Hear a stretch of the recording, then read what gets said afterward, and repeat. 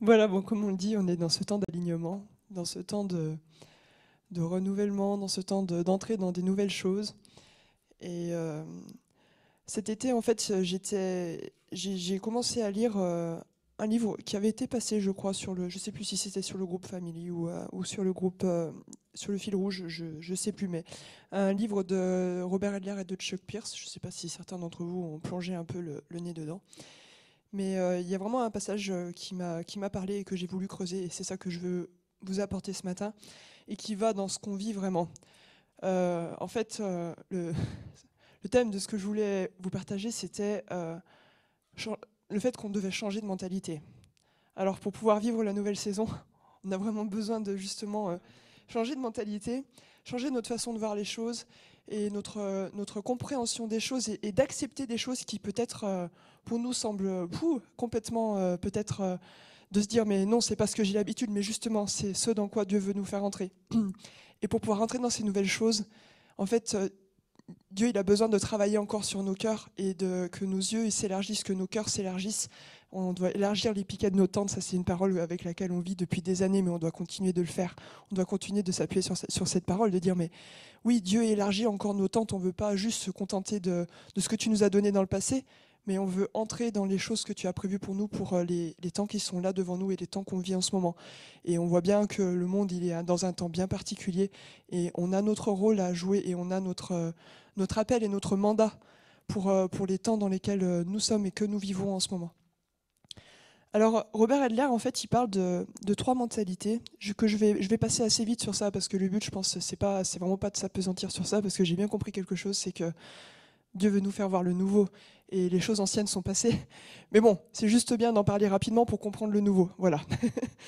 Euh, en fait, déjà, la base de tout ce que je vais vous dire, c'est que Dieu, il a une pensée hébraïque. En fait, c'est lui qui a créé le peuple hébreu, c'est lui qui l'a amené dans le désert et c'est lui qui lui a donné sa pensée. C'est sa manière de penser et la Bible, elle a été écrite en hébreu et c'est sa façon de penser. Alors, est-ce que c'est pas la façon dont nous devons penser aussi? Et la mentalité hébraïque, c'est pas du tout la mentalité occidentale ou la mentalité dans laquelle on a été élevé ou dans laquelle l'école nous a éduqués. Et l'ennemi en est bien conscient et se sert bien de ça pour tromper son peuple ou en tout cas pour des fois nous faire croire qu'on est dans le juste alors qu'en fait on ne voit pas du tout de la façon dont Dieu voit. Et notre pensée, c'est un don de Dieu. Et la compréhension que Dieu nous donne des choses, c'est un don de Dieu. Dieu nous a donné une compréhension dans nos pensées. Il nous a donné, c'est une fonction de notre pensée. Voilà. Le fait de comprendre les choses, c'est une fonction de notre pensée. Et c'est Dieu qui nous a créés comme ça au départ. Alors, avec ce qui s'est passé dans les siècles derrière nous, on a mis la compréhension au-dessus de tout, puis surtout la compréhension par nous-mêmes. Mais ce que Dieu veut nous montrer, c'est qu'on doit apprendre à comprendre avec lui. On doit apprendre à comprendre dans cette coopération avec lui, de ce co-travail avec lui. Et pas dans j'ai ma façon intellectuelle de voir les choses et voilà, moi j'ai lu ça, il y a une logique, ça se tient bien, c'est la théologie en fait. C'est pas ça qu'on veut. Et Dieu, nous, il veut mettre sa théologie dans nos cœurs et dans nos pensées pour que notre pensée soit alignée à sa pensée. Et voilà, on parle depuis des années de soumettre notre esprit à son esprit. Et c'est ça qu'on doit continuer à faire encore et encore. Et on doit s'encourager les uns les autres. Je pense qu'on est vraiment dans cette saison où il faut que, à chaque fois que Dieu va nous montrer quelque chose, il faut qu'on prenne notre voisin et qu'on s'encourage à se dire, mais si, on peut aller plus loin, on peut rentrer là-dedans. C'est peut-être quelque chose que tu n'as pas l'habitude, c'est peut-être quelque chose qui te choque ou quelque chose qui te met mal à l'aise. Mais si ça vient de Dieu, il ne faut pas qu'on le rate. Il ne faut pas qu'on passe à côté de ça, il faut qu'on y entre. Et on va le faire ensemble. Parce que rappelez-vous ce que Laurent, c'est la première chose qu'il nous a dit au début de l'année, à la rentrée. On est une famille. Et Dieu, il veut travailler avec nous en tant que famille. Donc son but, c'est pas qu'il utilise une personne et puis voilà, c'est terminé, tout le monde suit derrière cette personne. Non, pas du tout. Son but, c'est que chacun d'entre nous, on puisse vraiment rentrer dans cet appel qu'il a, dans ce gouvernement apostolique qu'il a pour nous. Et c'est un combat, ce combat pour la paix, ce combat pour rentrer dans ce que Dieu veut pour nous. Je pense que c'est un combat dans nos pensées. Et parce que le diable, il sait très bien comment mettre le doute et semer le trouble et peut-être mettre de l'amertume, enfin plein de choses par rapport à ce qu'on peut voir avec nos yeux, parce que souvent nos yeux, on ne voit pas de la bonne façon. Et si on regarde juste avec notre regard humain, ben, à la limite, autant partir en courant. Enfin, ça apportera rien et surtout ça va peut-être nous détruire et c'est pas ce qu'on veut, quoi. Euh, donc voilà.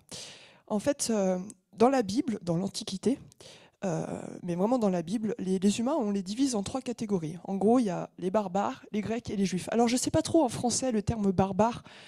On n'a pas, ouais, il y a quelques versets quelques traductions l'utilisent, mais on n'a pas tant l'habitude d'utiliser ce terme-là, honnêtement. En fait, j'ai regardé un peu en anglais, la traduction du mot barbare, en fait, c'est ce qu'on utilise aussi nous pour dire païen, tout simplement un étranger, en fait. Donc en gros, voilà, il y avait les Grecs,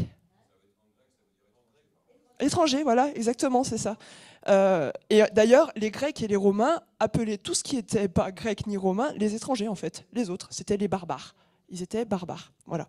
Donc ça change un peu. Je vais garder ce thème-là parce que ça change notre façon de voir les choses. Et de nous dire que nous aussi, nous sommes nés dans ce monde en étant étrangers dans ce monde. Est-ce que ça vous dit pas quelque chose? C'est le verset d'Éphésiens 2, en fait. Éphésiens 2, alors c'est les versets 19 et 20, qui nous dit « Ainsi donc, vous n'êtes plus des étrangers ni des résidents temporaires. » Ce qui veut dire qu'avant, on était ces étrangers et ces résidents temporaires. Vous êtes au contraire concitoyens des saints, membres de la famille de Dieu. Vous avez été édifiés sur le fondement des apôtres, prophètes, et Jésus-Christ lui-même était la pierre angulaire. Donc, cette mentalité barbare, on est né dedans, dans un certain sens, sous certains points. On va dire que ces 3 mentalités, donc, que je vais juste développer très rapidement, mais barbare, grec et hébraïque, on a un petit peu de chaque en nous. Mais nous, ce qu'on veut, c'est avoir vraiment la bonne mentalité, celle de Dieu. Et comprendre les autres pour les laisser en arrière et dire « je ne veux plus fonctionner là-dedans ». Parce que moi, j'ai pas envie de fonctionner comme dans cette mentalité barbare, ou ce qu'on pourrait dire tyrannique, ou qui gouverne par la peur, de dire on a la puissance quand on domine par la peur, et quand un peuple a peur, il n'a pas le choix que de suivre et d'obéir. Ce que l'Église a fait au moment de l'Inquisition, l'Église a vécu dans la barbarie aussi, et nous, on veut plus de cet héritage-là. On en a bien conscience que c'est un héritage qui existe, mais surtout, on veut plus vivre dans ça. Cette barbarie, c'est quelque chose, bien sûr, qui n'est pas le cœur de Dieu, et que le diable a utilisé pour installer son royaume et sa façon de penser sur la terre. Conduire un peuple par la tyrannie, ce qu'on peut voir en Afghanistan, ou enfin peu importe, dans plein de pays aujourd'hui, mais parce que c'est les actualités d'aujourd'hui, on arrive à tenir un peuple dans la dictature simplement par la peur. Mais Dieu, il n'a pas un cœur comme ça. Et on doit bien prendre conscience qu'on ne peut pas marcher dans la foi en même temps que d'être soumis à cette peur. C'est quelque chose qui est complètement contraire. Et on ne peut pas être dans cette foi et rentrer dans les choses dans lesquelles Dieu nous appelle aujourd'hui, tout en restant dans la peur. On doit sortir de cette peur. C'est vraiment important et c'est le travail qu'on continue de faire sur nos vies. S'il y a quelque chose qui vous fait peur, tout de suite réagissez en vous disant « mais attends, cette peur, elle vient d'où ? Stop, j'en veux plus, quoi. Moi, je veux rentrer en faisant confiance à Dieu. La peur, ça ne fait pas partie du royaume de Dieu. » Donc voilà. Ensuite, il parle de la mentalité grecque. Alors, la mentalité grecque, c'est un peu plus, comment dire, subtil. Parce que bon, le barbare, voilà, on n'en a pas envie, clairement. La mentalité grecque, voilà, c'est quelque part, en fait, ce qu'ils ont amené, les Grecs, c'est une nouvelle façon de voir le monde, et puis de fait de dire que finalement l'homme est au-dessus de tout et qu'on peut faire par nous-mêmes. Ils adoraient l'homme, clairement. Et même déjà, quand Jésus est arrivé, enfin, au moment du Nouveau Testament, la plupart des gens ne croyaient plus vraiment dans les dieux grecs. À la place, ils avaient créé des dieux qui avaient une forme humaine, parce que c'était l'homme au-dessus de tout, la raison humaine, la pensée, la façon de raisonner. En gros, on pourrait, si on donnait des exemples, mais c'est important de les donner juste pour qu'on en ait conscience, c'est « nous avons la puissance en nous-mêmes, nous sommes nos propres dieux, nous pouvons rendre le monde parfait si nous y travaillons ensemble. » Vous voyez un peu comment c'est trompeur, parce qu'en fait, on retrouve des choses exactement qu'on retrouve dans le royaume. Nous avons la puissance en nous-mêmes, mais par Jésus en nous-mêmes, pas notre puissance. Et nous allons travailler à rendre un monde meilleur. Oui, on sait que le royaume de Dieu doit s'installer sur terre et que voilà, c'est notre appel dans ce monde, mais ce n'est pas du tout de la façon dont les Grecs le voyaient. Et bien sûr, il y a tout un tas de règles, et si on fonctionne selon les règles, alors tout va bien aller. est-ce qu'on n'a pas ça dans nos vies et Dieu veut pas changer ça dans nos vies? Est-ce qu'on n'établit pas des... Alors c'est normal d'avoir un ordre dans nos familles, parce que Dieu est un Dieu d'ordre. Mais il y a une façon de vivre ces règles et cet ordre, plutôt que de les vivre par l'égalisme et de les imposer. On peut voir ça dans l'éducation de nos enfants, on peut mettre ça à plein de domaines différents. Même dans notre façon de fonctionner dans la famille de l'Église, complètement.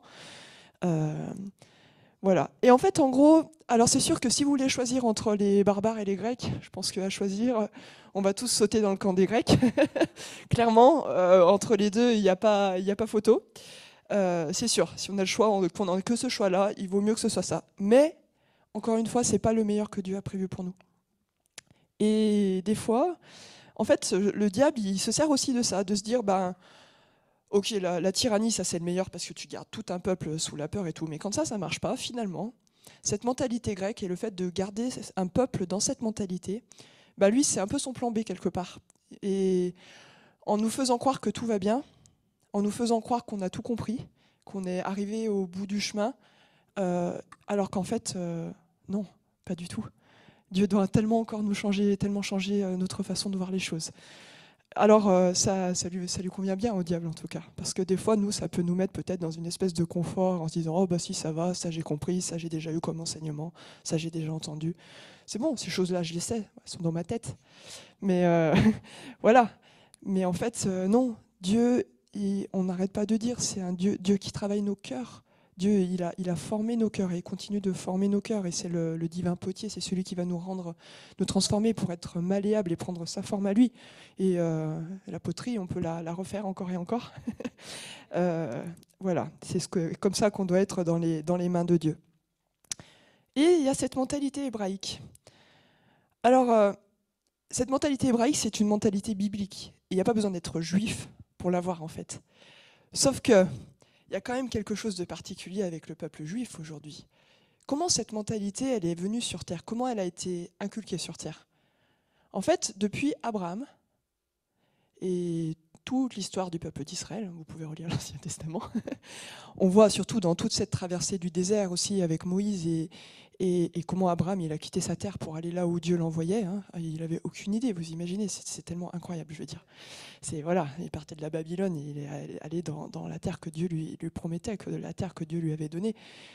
Il a tout quitté juste par obéissance.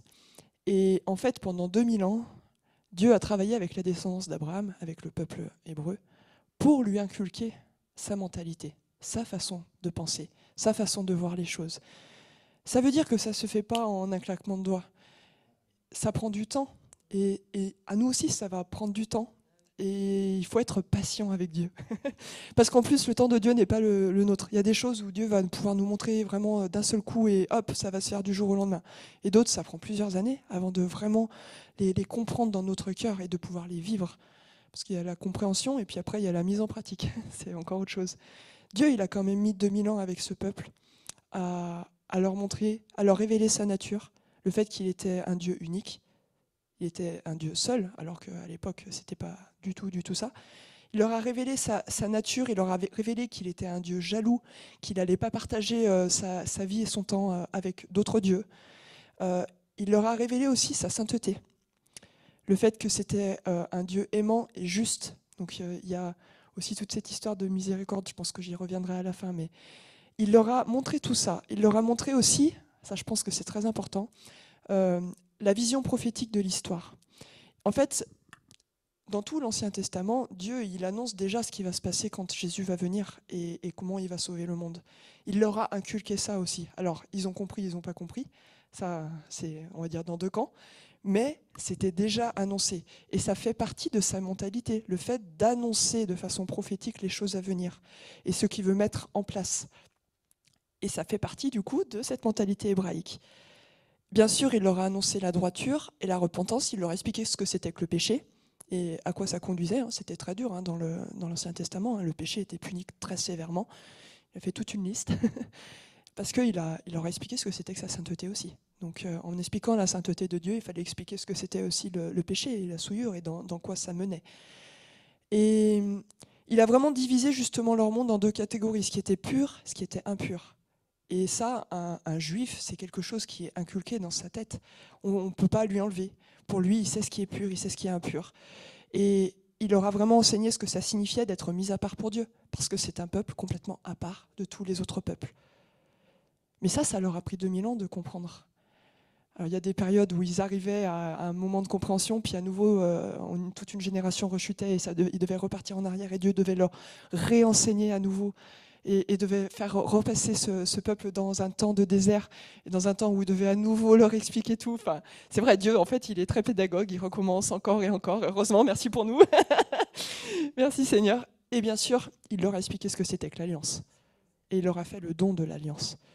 Et nous, on essaye de comprendre depuis plusieurs années. On essaye de marcher dedans.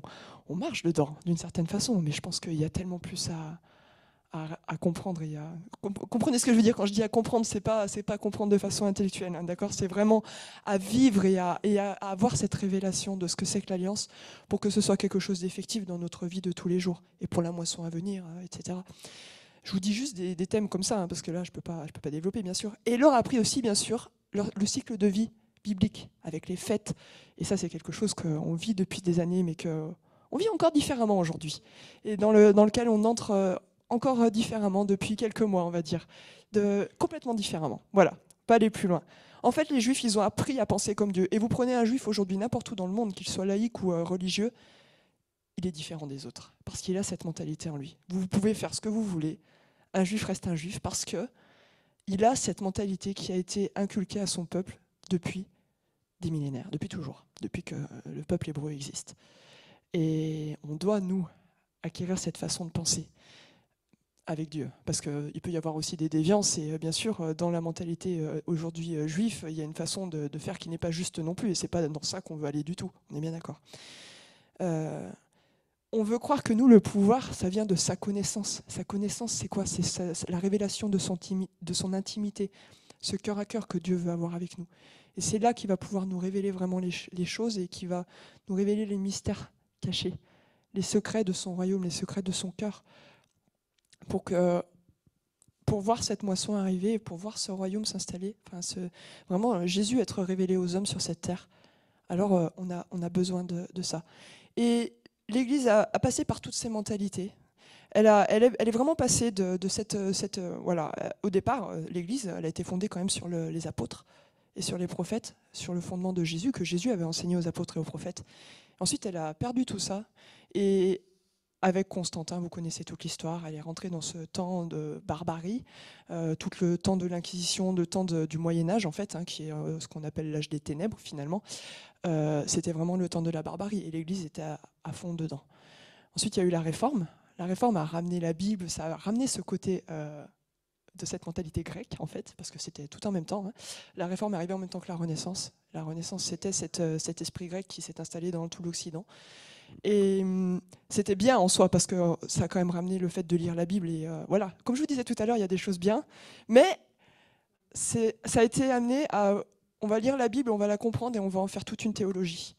Mais où était Dieu dans la façon d'appréhender ce qu'on lisait dans cette Bible, en fait ? Ça, c'était... Voilà, il manquait l'esprit au milieu de tout ça. La Réforme, il manquait la vie de l'esprit. Et on doit, aujourd'hui, je crois vraiment qu'on est en train de rentrer dans ce temps, et ça fait déjà plusieurs années hein, même, où il y a l'Esprit de Dieu qui vient dans l'Église et qui commence à agir, et dans le monde entier en fait. Et il est en train de révéler la même chose à tous ces prophètes dans le monde entier. Il est en train de vraiment révéler les fondements apostoliques, il est en train de redonner les fondements apostoliques, et c'est pour qu'on les vive ensemble. Et ces fondements apostoliques, c'est vraiment revenir à l'Église primitive, et c'est revenir à cette pensée hébraïque. Et Dieu, il est en train de nous montrer ça, parce que la mentalité grecque, elle nous coupe de la puissance de Dieu. Mais nous, on doit rentrer dans les miracles, dans les prodiges, dans les signes, dans tout ce que Dieu il a promis et qu'on ne vit pas aujourd'hui. Clairement, on doit retrouver cette puissance, mais pas la puissance par nous-mêmes, mais c'est simplement par Dieu, parce que qui peut faire des miracles par soi-même ? Personne. Et on peut que s'appuyer sur Dieu. On ne peut pas comprendre Dieu d'une manière logique. Ça, c'est important. On ne peut pas comprendre Dieu d'une manière logique. Si on cherche à le comprendre d'une manière logique, c'est qu'on n'aura rien compris. Alors on a besoin encore de justement mettre nos cœurs devant Dieu et ce changement, il arrive maintenant. Ce changement, il doit vraiment avoir lieu maintenant et Dieu, il est en train de restaurer cette mentalité hébraïque dans l'Église d'aujourd'hui. Et je pense que c'est à ça qu'on travaille ensemble, déjà depuis plusieurs temps. Mais si Dieu nous dit, vous entrez dans une nouvelle saison, on ne peut pas le faire sans ça. Et nos esprits doivent être transformés pour ça, on doit lui faire confiance. Ça, je pense que c'est une des choses primordiales. Si on ne lui fait pas confiance, alors on pourra aller nulle part. On a besoin de lâcher nos peurs, nos doutes, et se faire confiance, oui, parce que Dieu nous a placés dans une famille. Et on a bien sûr, parce que Dieu a placé des autorités aussi au milieu de nous, et c'est son esprit qui nous dirige. Et ça veut dire que c'est pas peut-être toi qui vas avoir la parole en direct, c'est peut-être la personne à côté de toi, en face de toi. Et on a besoin de se faire confiance les uns les autres, tout en ayant cette approbation à l'intérieur de nous du Saint-Esprit, parce qu'on n'est pas tout seul, on a le Saint-Esprit en nous. Et c'est dans cette confiance qu'on doit marcher. C'est dans le fait de vraiment de fixer nos yeux sur lui en lui disant mais ok, là je suis perdu. Mais tant mieux, je suis perdu, mais ça veut dire que tu vas m'emmener sur le bon chemin et que tu vas m'emmener au bon endroit. Et pour traverser tout ça, moi j'ai repensé vraiment à me dire mais toute cette miséricorde dont Dieu nous parle depuis, principalement depuis la maison de Jean, mais on avait commencé à évoquer le sujet un petit peu avant, me dit qu'on ne peut pas vivre ça sans avoir compris la miséricorde de Dieu. Dieu, il est miséricordieux, il est lent à la colère, il est patient, il est juste et il est miséricordieux. Et sa miséricorde durera toujours. Et moi je crois que sa façon de nous apprendre les choses et de nous montrer les choses, c'est toujours dans cette miséricorde. On n'est plus dans le système de, on va dire, grec, laïque, de la façon d'enseigner et d'apprendre comme on peut voir à l'école. Dieu, il a une façon et une pédagogie à faire les choses qu'on ne connaît pas encore, mais qu'il veut nous montrer justement, et dans lesquelles il veut qu'on se laisse faire et qu'on s'abandonne. Alors, ce matin, on a parlé de s'abandonner. Moi, je crois vraiment que Dieu, il veut qu'on s'abandonne dans ces choses-là, qu'on s'abandonne dans sa miséricorde et qu'on s'abandonne en se disant, mais là, je ne comprends pas ce que je traverse, je ne comprends pas ce que je vis, mais toi, Seigneur, quand même, tu es au-dessus de tout ça. C'est justement, c'est pas par moi, c'est que je vais y arriver. Je sais que toi, tu as toutes les choses entre tes mains et je vais te faire confiance. On va traverser et surtout, ça va amener quelque chose de bon. Parce que quand même, c'est ce qui est marqué dans la parole, c'est toute chose concourt au bien de ceux qui aiment Dieu. Et la miséricorde de Dieu, excusez-moi, mais ça rentre quand même là-dedans aussi. Et Dieu, il est rempli de bonté. Il est bon. Et moi, je crois que dans cette saison dans laquelle on rentre, on ne peut pas rentrer dans cette saison sans avoir compris ça. Dans nos cœurs, de dire, mais je ne comprends pas, mais Dieu, tu es bon. Je souffre, mais Dieu, tu es miséricordieux. Là, j'ai un peu plus de mal, mais Dieu, mais toi, tu as tellement d'amour pour moi. Et tu ne vas jamais perdre patience avec moi. Donc je fais confiance que tu vas t'occuper de moi, tu vas montrer les choses, tu vas m'aider à traverser. Tu ne vas pas m'abandonner là parce que je suis le dernier cancre de la classe, non. Toi, tu vas prendre soin. Et Dieu, il nous a appelés chacun d'entre nous pour prendre soin de nous. Et dans le fait de prendre soin de nous, c'est aussi nous confier des choses. Nous, on va faire confiance à Dieu. Dieu va prendre soin de nous et il va aussi nous confier des choses. Et en même temps qu'on s'abandonne, tout à l'heure Flo elle a dit une parole, c'est abandonnez-vous parce que Dieu, alors je ne sais plus si elle l'a dit comme ça, mais Dieu, il met son gouvernement sur nos épaules. On ne peut pas porter son gouvernement si on ne lui fait pas confiance, si on n'a pas cet abandon total. Parce que Dieu, il ne nous fera pas confiance non plus.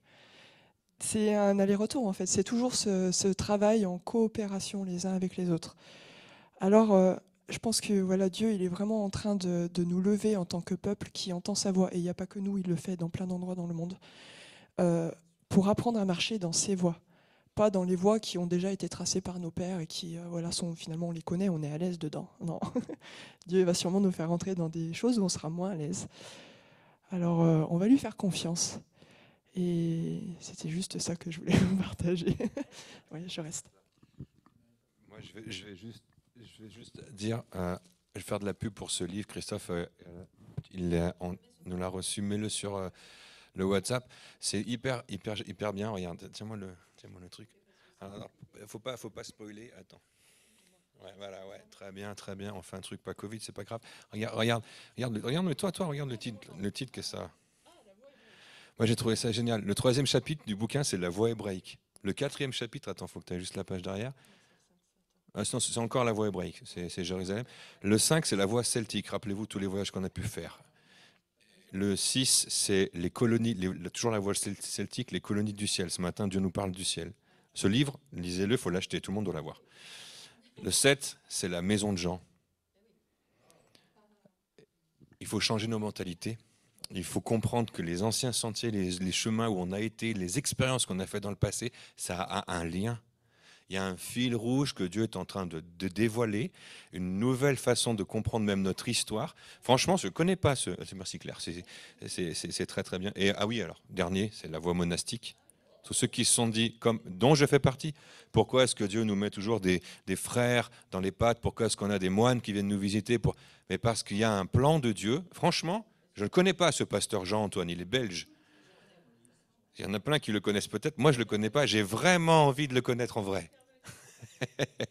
Donc, ce livre, il est arrivé ce matin. Je l'ai pas. J'ai juste feuilleté les trucs pendant que. Et puis alors, je tombe chapitre 3. Tu es en train de parler de changer les mentalités. Il faut, il faut adopter la mentalité juive. Je fais, c'est la voie hébraïque. Oh, c'est incroyable. Je trouve ça formidable de me dire, changeons nos mentalités. Et ce matin, je vous propose qu'on prenne la Sainte Seine d'une autre manière que ce qu'on a fait les semaines d'avant.